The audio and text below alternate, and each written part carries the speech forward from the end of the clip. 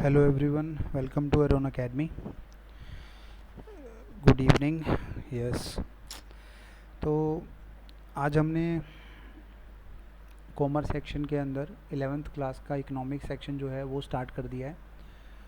और क्योंकि कुछ दिन से मैं ऑनलाइन नहीं आ पा रहा था क्योंकि थोड़ी तबीयत ख़राब थी, तो गाइज़ अब से रेगुलरली इकोनॉमिक्स का लेक्चर यूट्यूब पे आपको मिला करेगा. अगर आपको कोई डाउट है तो आपको मेरे व्हाट्सएप नंबर पे जाना होगा, वहाँ पे आप मुझे मैसेज कर सकते हैं और मैं आपके सारे डाउट्स जो हैं वो कवर कर सकता हूँ. तो चलिए स्टार्ट करते हैं. आज का जो चैप्टर है वो पहला ही चैप्टर है इकोनॉमिक्स का, that is introduction to the economics. तो गाइस मैं बता रहा था कि इकोनॉमिक सिर्फ एक सब्जेक्ट ना होकर एक सीरियसली एक पूरी मशीनरी है जो काफ़ी कंट्रीज़ को मतलब बहुत इम्पोर्टेंट रोल प्ले करती है. अगर हम इंडिया की बात करें तो इंडिया ने इकोनॉमिक्स के अंदर काफ़ी कुछ डेवलप किया है after the freedom. Before freedom you know very well कि हमारी जो इकनॉमी थी वो एक कॉलोनियल रूल के अंडर थी, जिसमें मतलब जो वो चाहते थे वही हमें करना पड़ता था. लेकिन आफ्टर द फ्रीडम इकनॉमी के अंदर बहुत से बदलाव आए. अप टू 1975 तक हमारी जो इकनॉमी थी वो एग्रीगेरियन थी, मतलब एग्रीकल्चर बेस्ड थी. देन उसके बाद धीरे धीरे उसमें industrialization and then service sector जो है इंट्रोड्यूस हुआ. लेकिन असली जो रोल प्ले किया इकोनॉमिक्स के अंदर वो मिस्टर मनमोहन सिंह ने किया इन 1991, जब वो फाइनेंस मिनिस्टर थे और उन्होंने प्राइवेटाइजेशन, ग्लोबलाइजेशन एंड लिबरलाइजेशन को इंट्रोड्यूस किया. तो वहाँ से सारा खेल ही बदल गया. और अब अगर आज की बात करें तो कोई भी चीज़ होती है, चाहे पेट्रोल के प्राइसेस का बढ़ना, चाहे कोविड का आना, चाहे बैंकिंग सेक्टर में से किसी की धांधली का निकलना, कोई भी जब चीज़ आती है तो हम उसको डायरेक्टली या इनडायरेक्टली इकोनॉमिक्स के साथ जोड़ के देखते हैं. तो अगर हम इकोनॉमिक्स की बात करें तो एक और चीज़ जो आजकल नई आई है वो है इंडियन इकोनॉमिकल ऑफिसर, यानी कि economist officer, sorry, Indian economist officer, जिसे हम कहते हैं IEO, जो IAS IPS के बाद थर्ड नंबर पे आने वाला है. मतलब कि अगर हम इस इकोनॉमिक्स को थोड़ा सीरियसली लेते हैं तो हमारे पास आने वाले टाइम में बहुत अच्छी अपॉर्चुनिटीज़ खुलने वाली हैं. और क्यों इसको अलग किया गया गाइस? क्योंकि देखिए इकोनॉमिस्ट एक ऐसा बंदा होता है जो देश की कहते हैं ना वीन्स को चला रहा होता है, मतलब मनी एक फ़्लो है जिसकी वजह से सब सर्विसेज सारी चीज़ें होती हैं और वो फ़्लो ढंग से रहे, हम रिसोर्सेज को अच्छे से यूटिलाइज़ करें, उन सब चीज़ों में इकोनॉमिस्ट अपना रोल प्ले करते हैं. तो इसी नोट पे हम स्टार्ट करते हैं हमारा चैप्टर. जो फर्स्ट चैप्टर है that is introduction to economics. ये क्लास 11th का फर्स्ट चैप्टर है. इसके अंदर हम क्या क्या पढ़ने वाले हैं, क्या क्या चीज़ें आएंगी, वो सब मैं अब आपको बता दें जा रहा हूँ. तो सबसे पहले हम कुछ बेसिक टर्म्स के बारे में पढ़ेंगे. ऑल्दो जो मैंने बेसिक टर्म्स इस स्लाइड के अंदर डाली हैं वो इनफ नहीं है, तो जब जैसे जैसे चैप्टर्स के साथ वो बेसिक टर्म्स आएंगी मैं आपको बताते हुए चलूँगा. देन उसके बाद हम पढ़ेंगे कि इकोनॉमिक्स की डेफिनेशन क्या है. यहाँ पर भी मैंने थोड़ी सी कंजूसी बरती है. बहुत से इकोनॉमिस्ट होते हैं जो अपने हिसाब से इकोनॉमिक्स की डेफिनेशन देते हैं. मैंने यहाँ पर मार्शल की जो डेफिनेशन है उसको लिया है. देन उसके बाद हम पढ़ेंगे बिज़नेस ऑफ लाइफ, यानी कि किसी बिज़नेस की जो लाइफ होती है, ऑर्डिनरी लाइफ जो होती है वो क्या होती है. देन हमारे इंडिया के अंदर इकोनॉमिकल प्रॉब्लम क्या क्या हैं, वो क्यों हैं. देन उसके बाद इकोनॉमिक्स और उसके कंपोनेंट्स, जहाँ मैं थोड़ा सा आपको ब्रीफ इंट्रो दूंगा माइक्रो एंड मैक्रो इकोनॉमिक्स के बारे में. Then we discuss about the production and its factors. Later on यहाँ पर मैंने एक छोटा सा सेक्शन डाला है स्टैटिस्टिक्स का. Although this is not in the first chapter of your class 11th, but statistics एक मेजर रोल प्ले करता है मैथ्स के इकोनॉमिक्स के अंदर. तो हम इसको भी अलग से पढ़ेंगे क्योंकि ये जो स्टैटिस्टिक है ये हमारे CS का एक बेसिक कंपोनेंट है. तो हम आगे बढ़ते हैं. सो गाइज़, जैसा कि मैंने कहा था कि ये इनफ नहीं है भैया, इनके अलावा भी हमारे पास बहुत सी बेसिक टर्म्स हैं लाइक GDP, NNP वगैरह वगैरह, तो हम उन सबको भी चैप्टर वाइज पढ़ेंगे। फ़िलहाल जो हमें चीज़ पढ़नी है वो ये है कि इकोनॉमिक्स के अंदर एक कंज्यूमर होगा जो कि गुड्स एंड सर्विसेज को कंज्यूम करेगा, एक प्रोड्यूसर होगा जो उन गुड्स एंड सर्विसेज को प्रोड्यूस करेगा, सेलर जो है वो इन दोनों के बीच की एक कड़ी होगी जो कि सेल आउट करेगा उन प्रोड्यूस गुड्स या सर्विसेज को। ये जो सेलर है ये खुद प्रोड्यूसर भी हो सकता है, या फिर प्रोड्यूसर के बाद एक चेन हो सकती है रिटेलर्स की, डिस्ट्रीब्यूटर्स की। जैसे जैसे वो चीज़ें आएंगी मैं आपको बताऊंगा।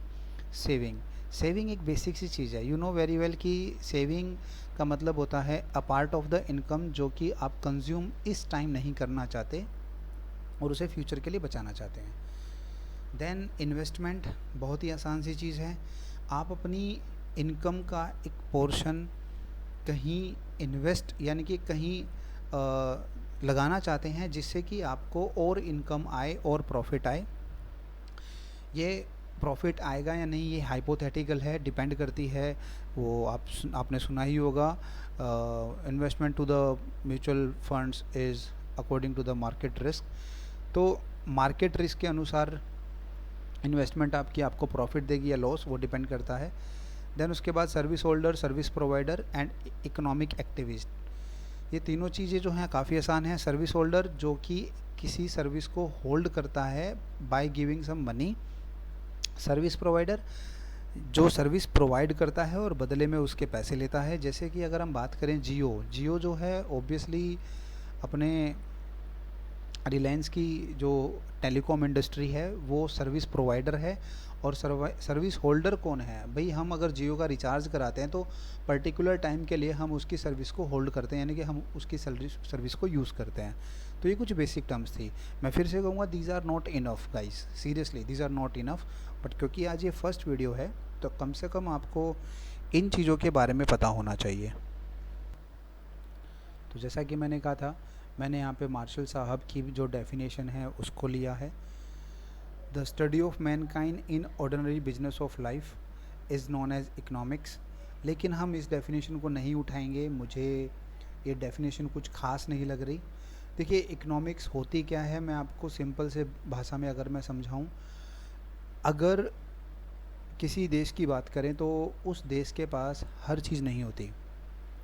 किसी के पास पानी बहुत ज़्यादा है तो किसी के पास तेल बहुत ज़्यादा है, किसी के पास टेक्नोलॉजी बहुत अच्छी है तो किसी के पास ह्यूमन रिसोर्स बहुत ज़्यादा है। तो हर कंट्रीज़ के पास अपनी अपनी खासियत है।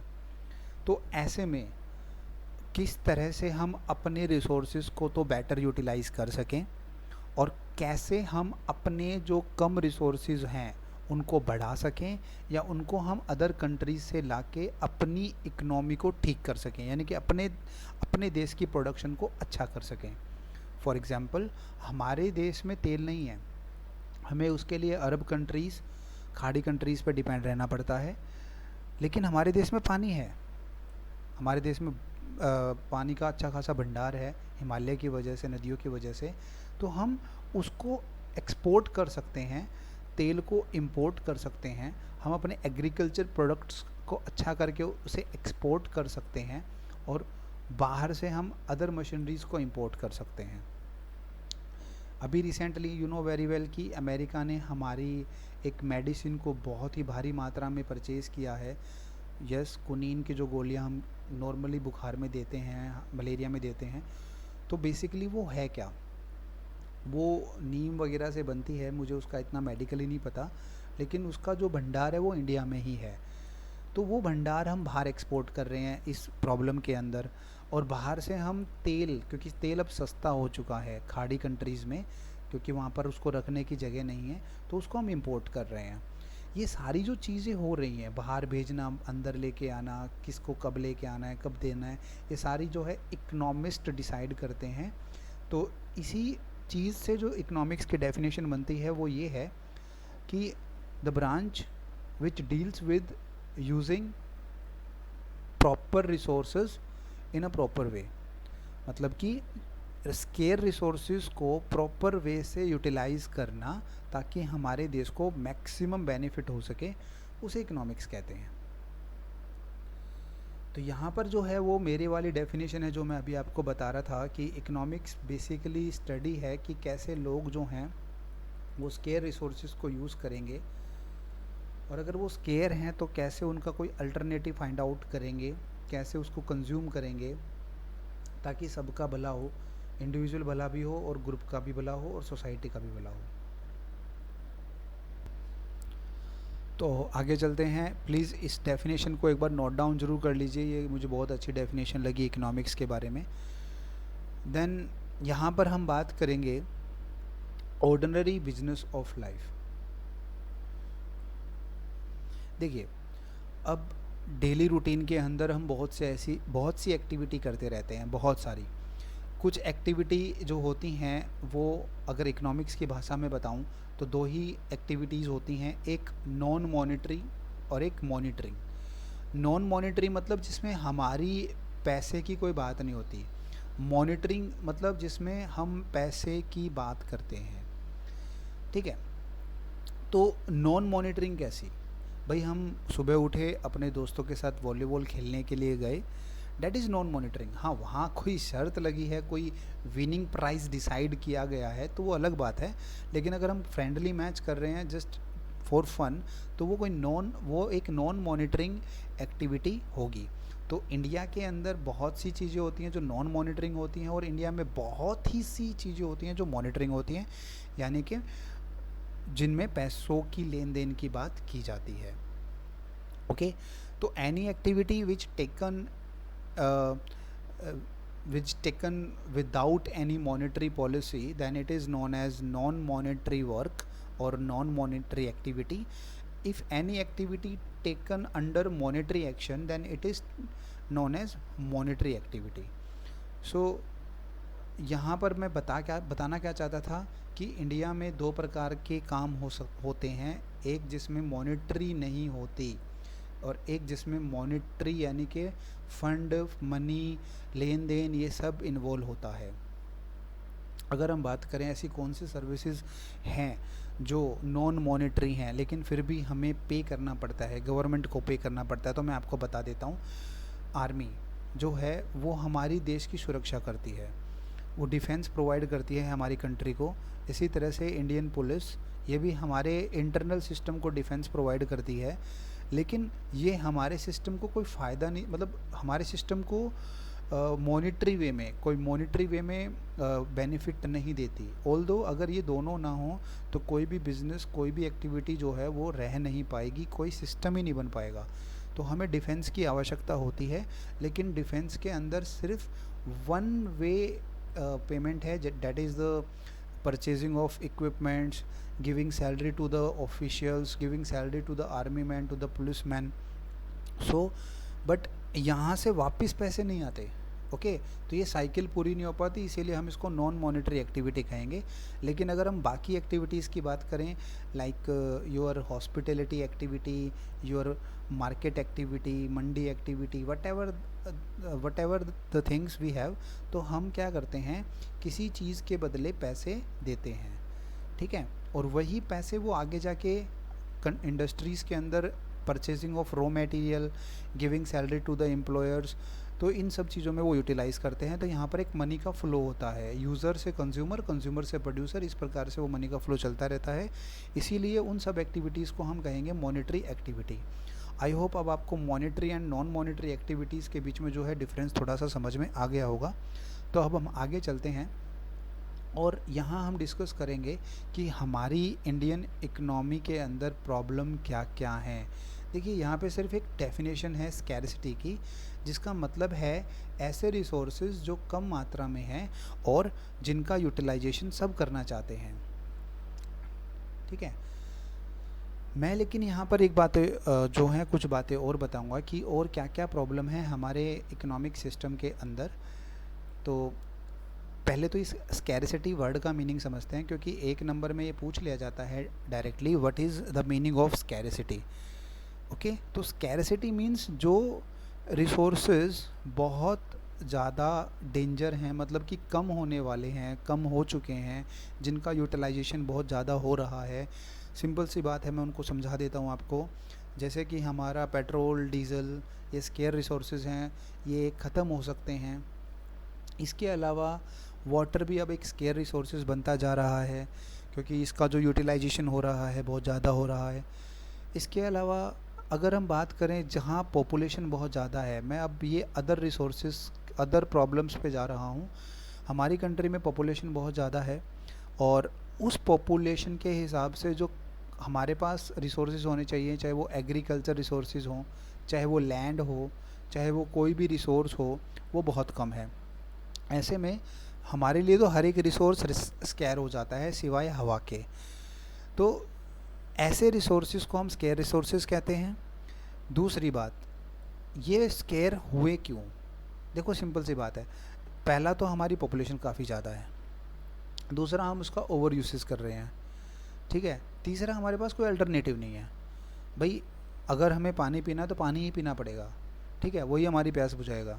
पेट्रोल जो है बाइक में डलेगा तो पेट्रोल ही डलेगा, पानी से नहीं चलेगी। तो इसका मतलब हमारे पास कोई अल्टरनेटिव नहीं है उन रिसोर्सेज को बचाने का, इसीलिए ये रिसोर्स स्कैर यानी कि कम और कम होते चले जाते हैं। तो अगर आपसे कोई पूछे व्हाट इज़ स्कैरसिटी तो आप ये बता देंगे।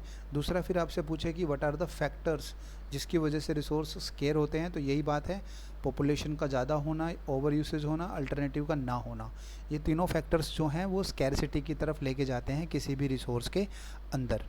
तो देखिए यहाँ मैंने बता रखा है कि ये तो लिमिटेड रिसोर्सेज हैं, लैंड, लेबर, कैपिटल, लेकिन ये जो हैं वर्चुअली अनलिमिटेड ह्यूमन वांट्स हैं, ठीक है, ये सारी की सारी अनलिमिटेड ह्यूमन वांट्स हैं। तो जब वांट्स जो हैं बढ़ जाती हैं as compare to the resources, तो उस केस में उस रिसोर्सेज का स्केयर होना बनता ही है भाई, ठीक है।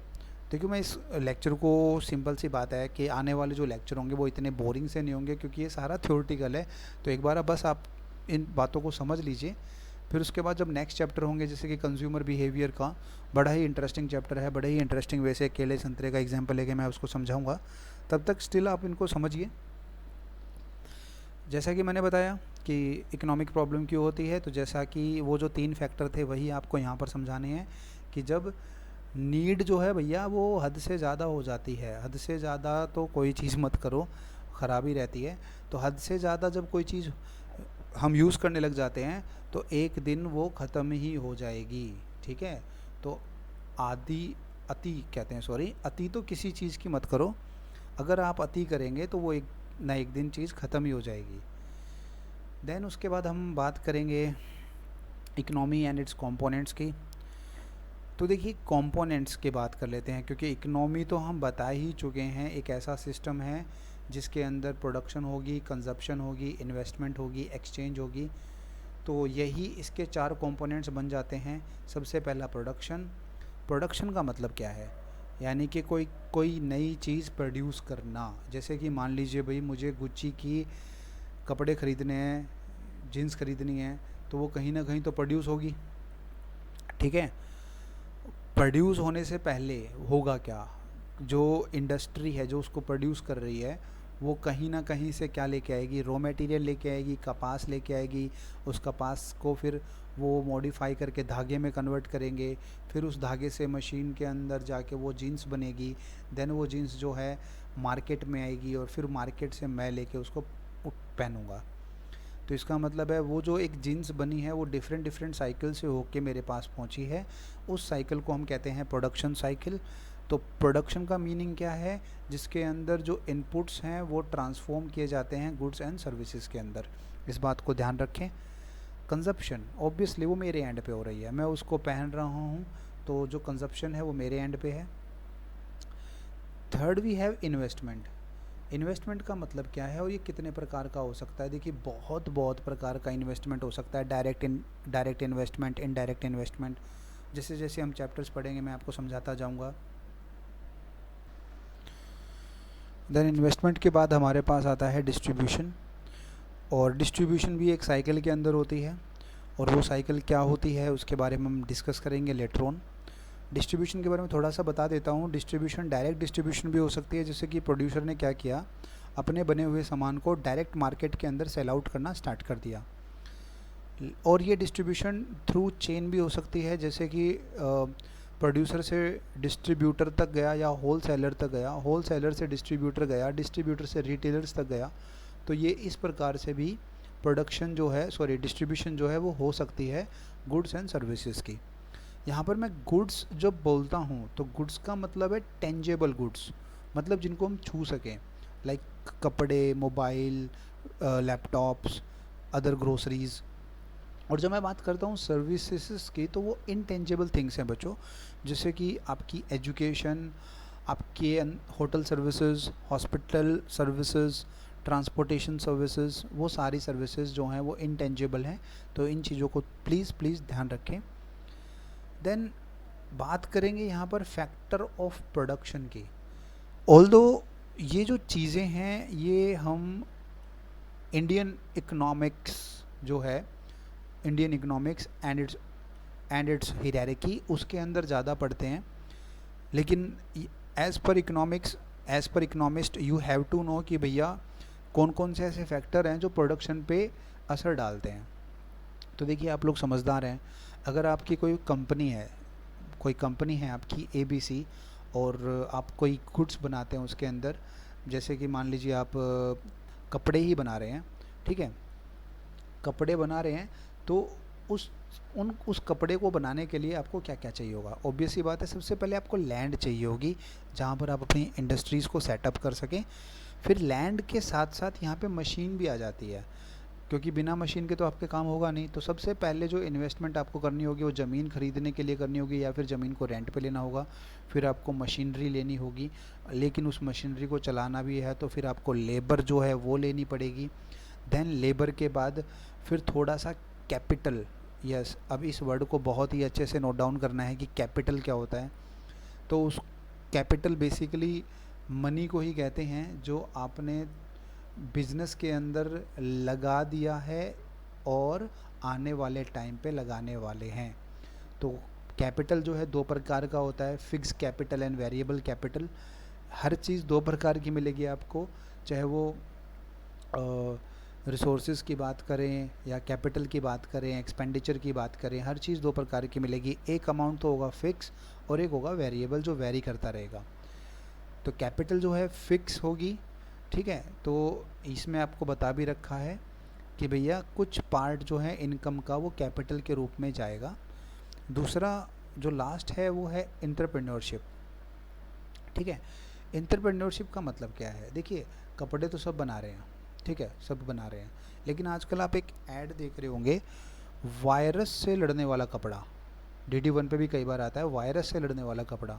तो देखिए किसी ने अगर सोचा होगा और अगर वो सही में है तो उसने बहुत ही अच्छी बात सोची, क्योंकि अभी क्या हो रहा है कि हमारा जो ये लॉकडाउन चल रहा है, कोविड-19 की वजह से सब कुछ बंद है, और जब लोग निकलेंगे, इससे निकलेंगे बाहर, और अगर ये सच में एक कपड़ा है, अगर ये डिज़ाइन हो चुका है, तो लोग सबसे पहले इसी की तरफ भागेंगे कि यार कम से कम चलो कपड़े तो ऐसे पहन ले जो जिससे वायरस जो है भाग जाए, ठीक है।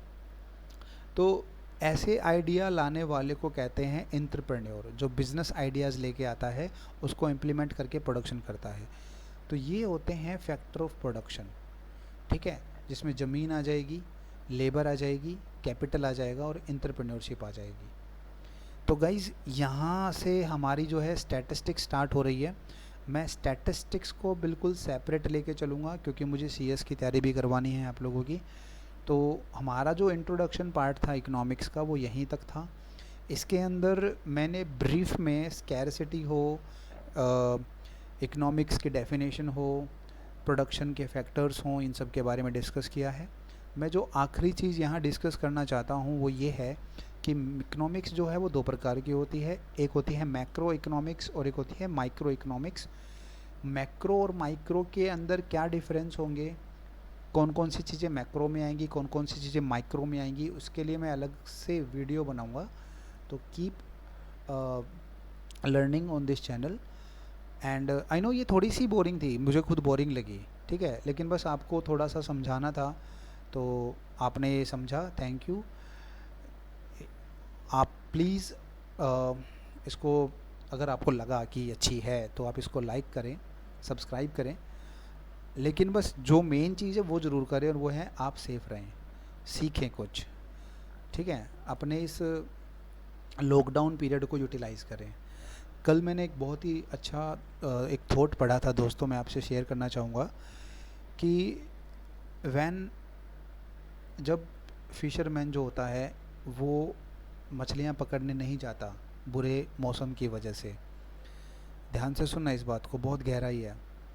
जब फिशरमैन मछलियाँ पकड़ने नहीं जाता तालाब में या समुद्र में ख़राब मौसम की वजह से, तो वो घर पे अपने नेट को ठीक करता है। कहीं से वो फटा हो तो उसको सीलता है, नई वायर लगाता है।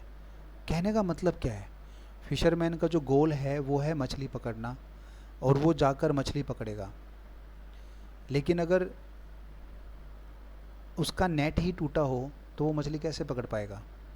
इसी प्रकार से आज आप लॉकडाउन में हैं, आज एक तरह से हमारा मौसम ख़राब है, हम नहीं जा सकते कहीं पे भी, तो हम क्या कर सकते हैं, हम अपने आप को इम्प्रूव कर सकते हैं, इम्प्रोवाइज़ कर सकते हैं। तो आप लोग पढ़ो, नई नई चीज़ें सीखो, और जिस दिन इस लॉकडाउन से बाहर जाओ तो इतना कुछ अपने दिमाग में लेके जाओ कि बस आप आधी दुनिया को तो पीछे छोड़ दो, मतलब जो आपका कंपटीशन है उसको तो पहले ही पीछे छोड़ दो। तो इन्हीं बातों के साथ मैं ये लेक्चर एंड करना चाहूँगा। Thank you.